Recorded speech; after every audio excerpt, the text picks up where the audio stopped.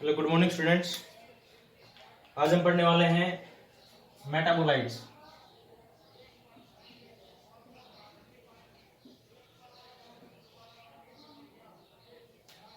हम पढ़ रहे हैं बायोमोलिक्यूल्स, और बायोमोलिक्यूल्स के अंदर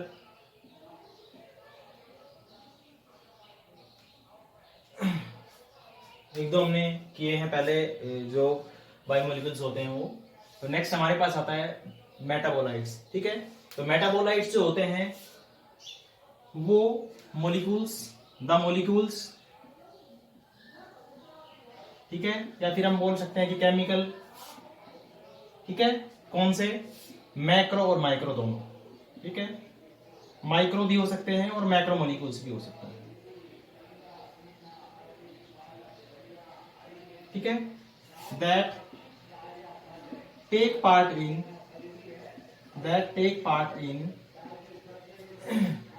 metabolic reactions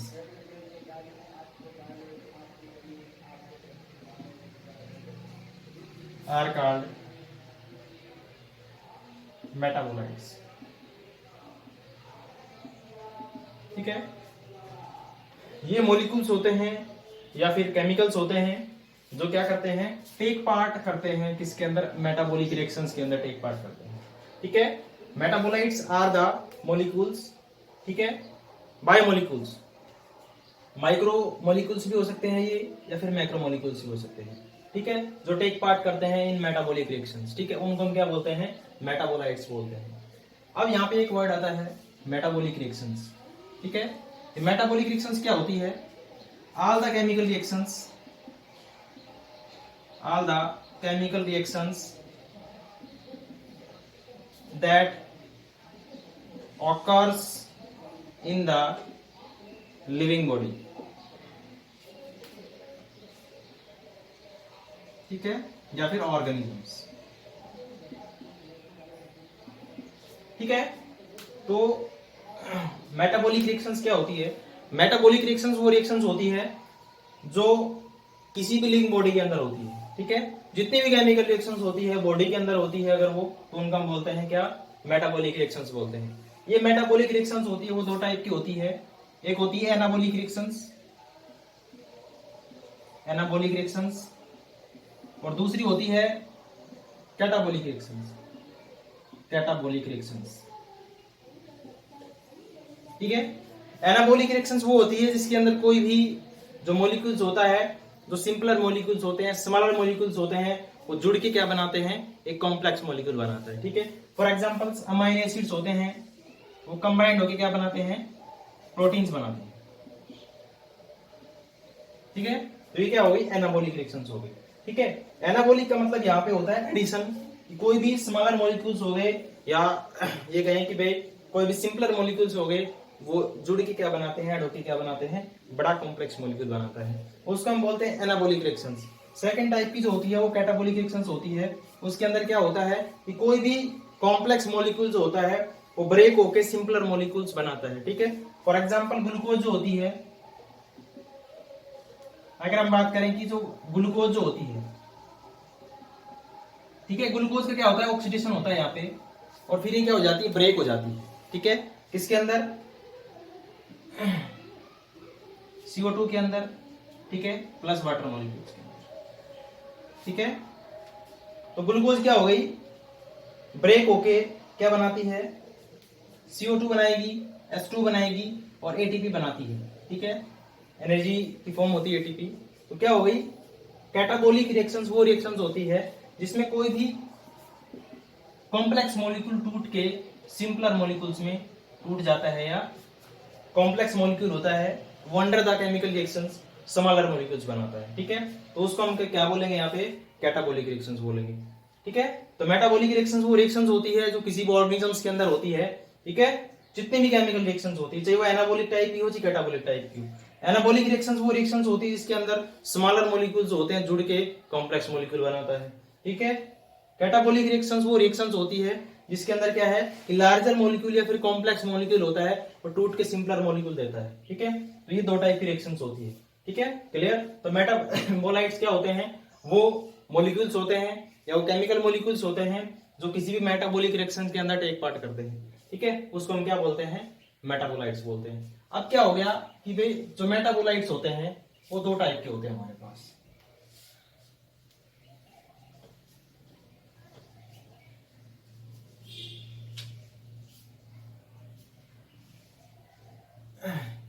ये जो मेटाबोलाइट्स होते हैं इनको दो कैटेगरी के अंदर डिवाइड किया गया है। एक आता है प्राइमरी मेटाबोलाइट्स, प्राइमरी मेटाबोलाइट्स, ठीक है। दूसरे क्या है हमारे पास, secondary metabolites.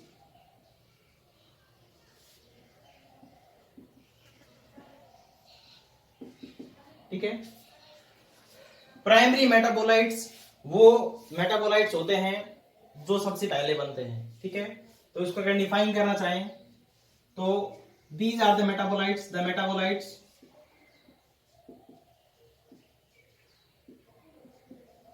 That synthesis firstly. ठीक है, फॉर एग्जाम्पल हमारे पास क्या है, इनऑर्गेनिक एलिमेंट्स है, कार्बन है, हाइड्रोजन है, ऑक्सीजन है, नाइट्रोजन है, डिफरेंट टाइप के क्या होते हैं, एलिमेंट्स होते हैं। ये इनऑर्गेनिक एलिमेंट्स कंपाउंड के फॉर्म में भी हो सकते हैं। ठीक है, तो वो कंबाइन करके क्या बनाते हैं, इनके जो रिएक्शंस होती है इनके बीच में वो क्या बनाएगी, फॉर एग्जांपल उसने बनाया अमाइनो एसिड्स। ठीक है, तो कोई भी केमिकल रिएक्शंस, ठीक है, इसके अंदर होने के बाद क्या बनाया इसने, अमाइनो एसिड्स बनाया। तो इसमें क्या होता है कि प्राइमरी मेटाबोलाइट्स वो मेटाबोलाइट्स होते हैं जो फर्स्टली सिंथेसिस होते हैं फ्रॉम द एलिमेंट्स। ठीक है, तो उसको हम क्या बोलते हैं, प्राइमरी मेटाबोलाइट्स बोलते हैं। ठीक है, अमाइनो एसिड्स हो गया, विटामिन हो गई। ठीक है, तो क्या होते हैं प्राइमरी मेटाबोलाइट्स, वो मेटाबोलाइट्स होते हैं जो क्या करते हैं, जो सबसे पहले बनते हैं। सेकेंडरी मेटाबोलाइट्स जो होते हैं, these are formed by the primary metabolites।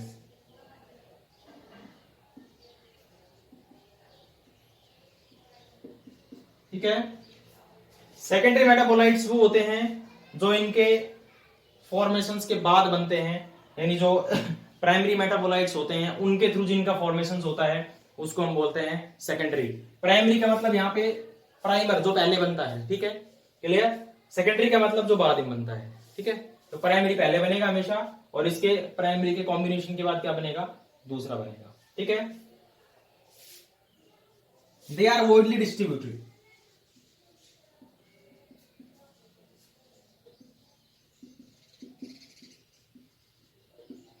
ठीक है, ये क्या होते हैं, वाइडली डिस्ट्रीब्यूटेड होते हैं किसी भी ऑर्गेनिजम्स के अंदर, और ये they are present in all organisms।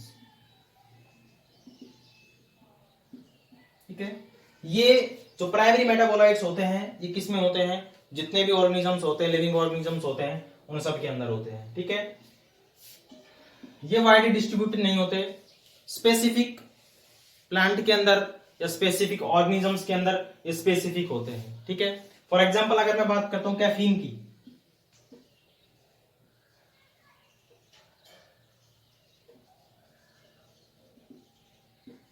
Caffeine जो होता है वो एक सेकेंडरी मेटाबोलाइट्स होता है, और जो किस में मिलेगा आपको, सिर्फ टी लीव्स के अंदर मिलेगा या फिर कॉफी के अंदर, कॉफी की जो लीव्स होती है उन दोनों के अंदर मिलेगा। ठीक है, कैफीन क्या होता है, कॉफी के अंदर मिलेगा आपको या फिर टी लीव्स जो होती है उनके अंदर मिलेगा। ठीक है, कॉफी के सीड्स होते हैं उनके अंदर भी होता है। तो क्या हो गया कि ये जो सेकेंडरी मेटाबोलाइट्स होते हैं ये वाइडली डिस्ट्रीब्यूटेड नहीं होते, स्पेसिफिक टेक्सा के अंदर ही मिलते हैं ये। ठीक है, फॉर एग्जांपल अगर मैं बात करता हूं कैफीन की, तो जो कैफीन होता है, ठीक है, वो टी लीव्स के अंदर रहती है और दूसरा कॉफी के अंदर होता है। बाकी किसी भी प्लांट के अंदर ये जो कैफीन होता है ये प्रेजेंट नहीं होता। ठीक है, तो क्या हो गया कि सेकेंडरी मेटाबोलाइट स्पेसिफिक चीज के अंदर ही होता है। अगर मैं बात करता हूं प्राइमरी मेटाबोलाइट्स की, तो वाइडली डिस्ट्रीब्यूटेड होते हैं। ठीक है, फॉर एग्जांपल अगर मैं बात करता हूं कि अमाइनो एसिड्स, ठीक है, स्टार्च, ठीक है, ये हर ऑर्गेनिजम्स के अंदर रहते हैं और ठीक है बहुत ज्यादा क्वांटिटी के अंदर रहते हैं, ठीक है। तो इनकी जो क्वांटिटी होती है they are present in large quantity, ठीक है। और इनकी जो क्वांटिटी होती है वो क्या होती है, लेस क्वांटिटी होती है,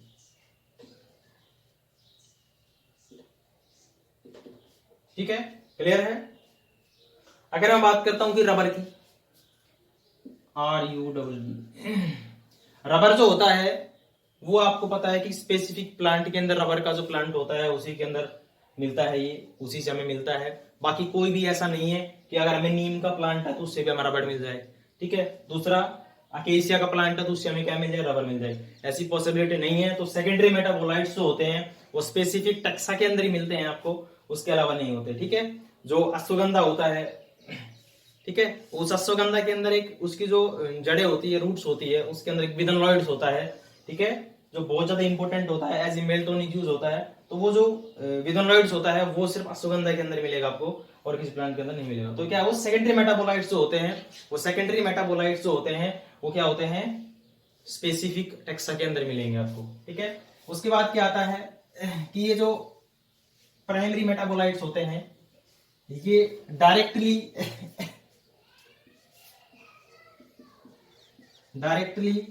इन्वॉल्व होते हैं in growth, development and reproduction, ठीक है। तो जो प्राइमरी मेटाबोलाइट्स होते हैं वो क्या होते हैं, डायरेक्टली इन्वॉल्व होते हैं ग्रोथ के अंदर, ठीक है, डेवलपमेंट के अंदर, रिप्रोडक्शन के अंदर, ठीक है। लेकिन ये जो होते हैं सेकेंडरी मेटाबोलाइट्स ये डायरेक्टली इन्वॉल्व नहीं होते, ठीक है। सेकेंडरी मेटाबोलाइट्स जो होते हैं वो डायरेक्टली इन्वॉल्व नहीं होते, इनडायरेक्टली होते हैं, ठीक है। क्लियर है। दूसरा क्या होता है कि ये जो प्राइमरी मेटाबोलाइट्स होते हैं इनकी क्वांटिटी आपको पता है कम होती है, इनकी क्वांटिटी क्या होती है, ज्यादा होती है, ठीक है। तो इनका they are less expensive to produce, ठीक है। इनका जो प्रोडक्शन होता है वो लेस एक्सपेंसिव होता है। फॉर एग्जांपल अगर हम क्या ऑब्टेन करें, स्टार्च ऑब्टेन करते हैं फ्रॉम द पोटैटो, ठीक है। पोटैटो से हम क्या करते हैं, स्टार्च प्रोड्यूस करते हैं, तो क्या इजीली लेस एक्सपेंसिव होता है, ज्यादा महंगा भी नहीं होता, ठीक है। लेकिन इनका जो प्रोडक्शन होता है वो क्या होता है, हाईली एक्सपेंसिव, ठीक है। फॉर एग्जाम्पल अगर मैं बात करता हूं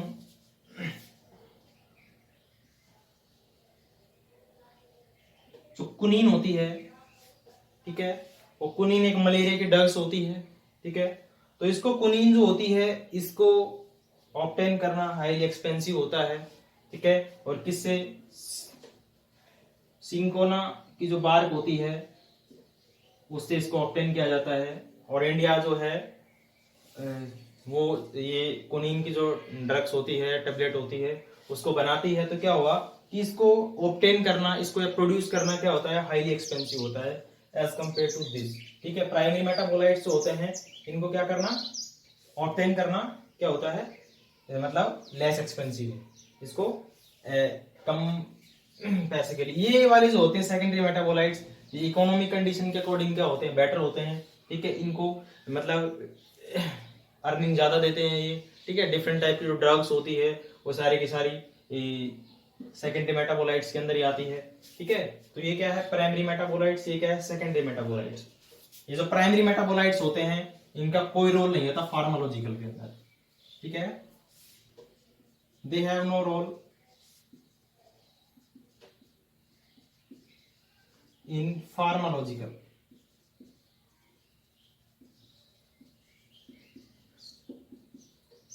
ठीक है। फार्माकोलॉजिकल जो होता है उसके अंदर इसका कोई रोल नहीं होता, यानी ये किसी भी टाइप की कोई ड्रग्स वगैरह वगैरह नहीं बनाता, कुछ नहीं बनाता, ठीक है। लेकिन सेकेंडरी मेटाबोलाइट्स होते हैं ये play an important role in the area of the pharmacological, ठीक है। तो आपको पता है कि ये जो गुनीन है ये भी क्या है, फार्माकोलॉजिकल के अंदर ही आता है। कि गुनीन जो होता है ये ड्रग यूज होती है, सिंकोया की जो सिंकोना जो है उसकी जो बार्क होती है उसे हम ऑब्टेन करते हैं, ठीक है। तो ये क्या होती है, ये इनका जो रोल होता है फार्माकोलॉजिकल इंडस्ट्रीज के अंदर इनका क्या होता है, हाई रोल होता है। ठीक है, अगर मैं बात करता हूँ ये एग्जांपल्स की, तो जो प्राइमरी मेटाबोलाइट्स आते हैं उनके अंदर क्या होता है, अमाइनो एसिड्स आते हैं, ठीक है, विटामिन आती है, ग्लूकोज, ठीक है, स्टार्च, काफी सारे एग्जांपल्स होते हैं इनके। लेकिन जो सेकेंडरी मेटाबोलाइट्स होते हैं इनके एग्जांपल बहुत इंपॉर्टेंट है। और अगर हम इसके एग्जांपल्स की बात करते हैं, सेकेंडरी मेटाबोलाइट्स के जो एग्जांपल्स हैं उनकी, तो अल्कलॉइड्स जो होता है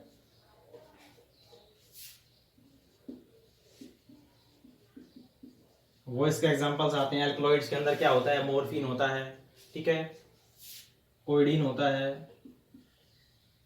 मॉर्फिन, ठीक है, जो क्या होते हैं ये दोनों के दोनों। मॉर्फिन जो होता है वो क्या होता है, मॉर्फिन एक ड्रग्स होती है जो हम ब्रेन स्ट्रेस के अंदर यूज की जाती है, मॉर्फिन वगैरह, ठीक है, मतलब एक प्रकार से ड्रग्स होती है ये, ठीक है, एज ए ड्रग्स की फॉर्म में हम यूज करते हैं to relieve the brain stress. ठीक है, अगर हम टॉक्सिन्स की बात करते हैं तो टॉक्सिन्स के अंदर क्या आता है, एप्सिन, लिसिन, ठीक है, दो टाइप के टॉक्सिन्स भी रिलीज करता है प्लांट।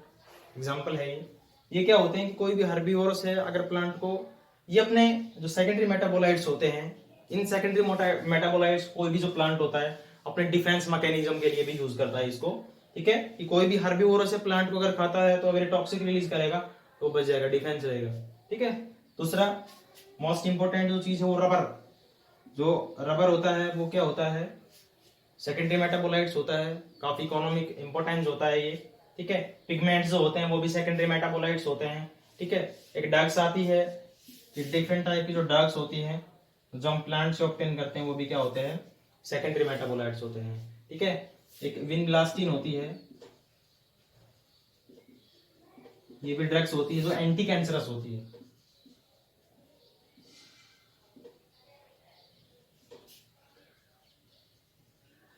ठीक है, तो क्या होता है सेकेंडरी मेटाबोलाइट्स के अंदर डिफरेंट टाइप की ड्रग्स आती हैं।